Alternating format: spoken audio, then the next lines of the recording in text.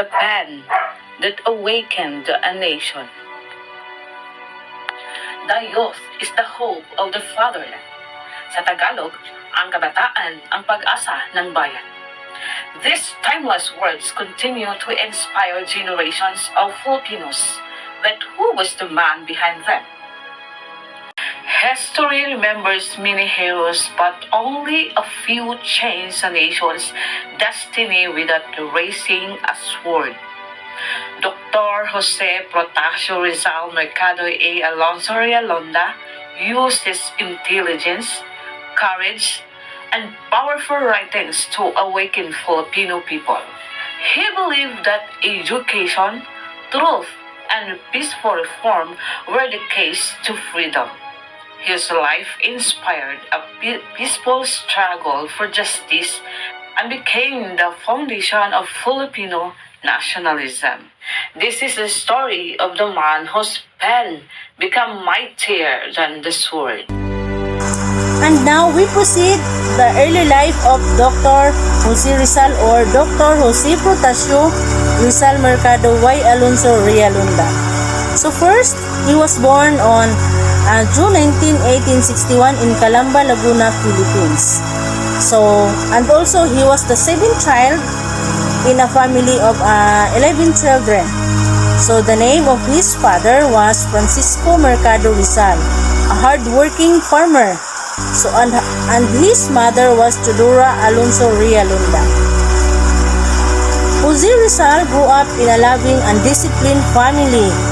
His mother became his first teacher, and she taught him how to read, write, pray, and love for learning. So his father taught him also the importance of being honest, hard work, and responsible all the time. So as a child, Jose Rizal was very intelligent, and also he loved reading books, drawing, writing poems. So he also enjoyed making clay sculptures.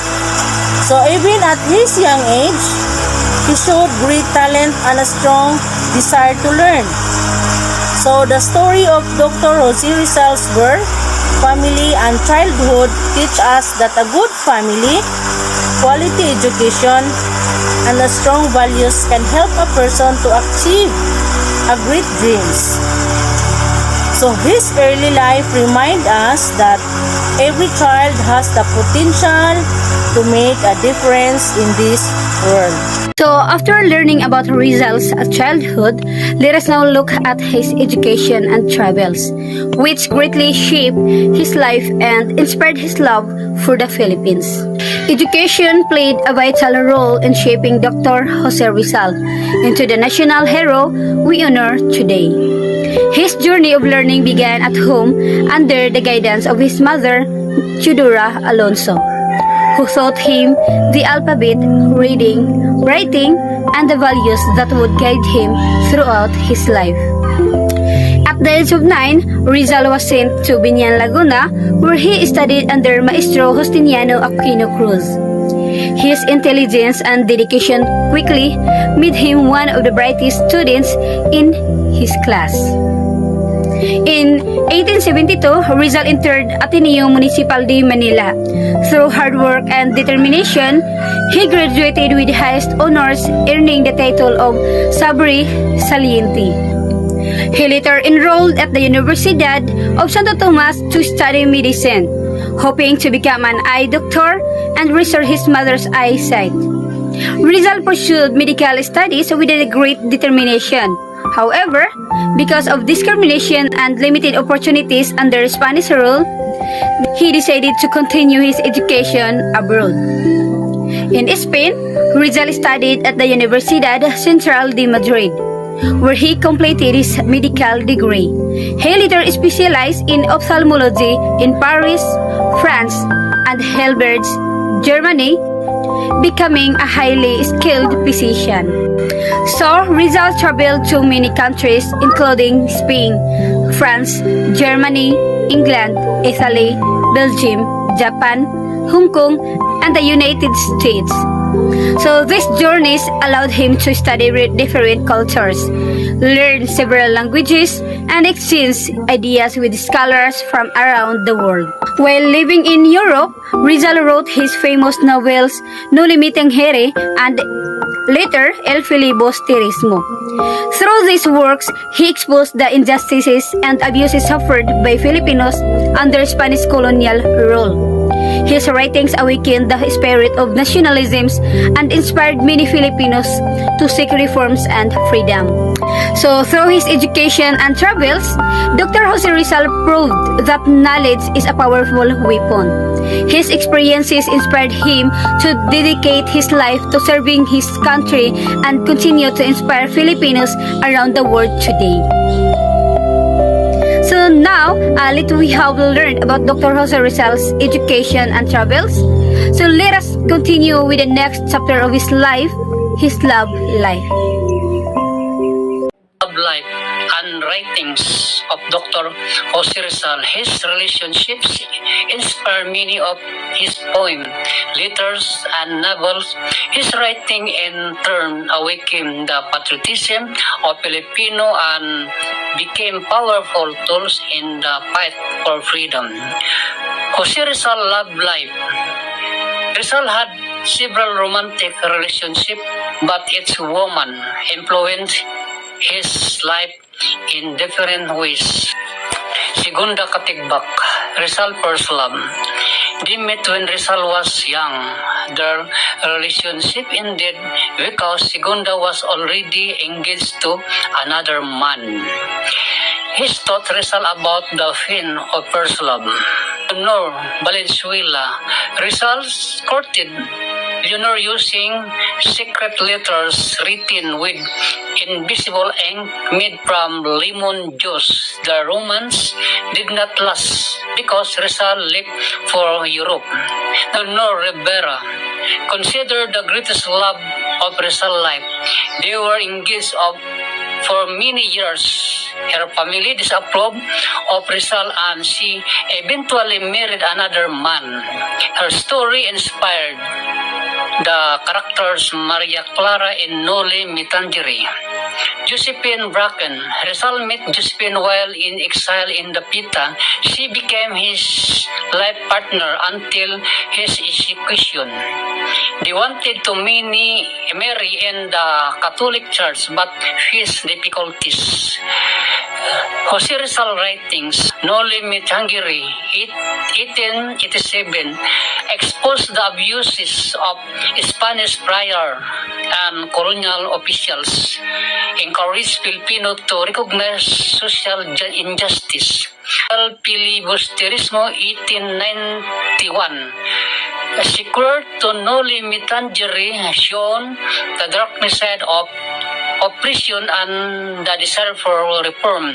Mi Ultimo Adios, Rizal farewell poem before his execution, expresses his love for the Philippines and his willingness to sacrifice his life. A la Juventud Filipina encourages Filipino youth to use their talents for the nation's progress.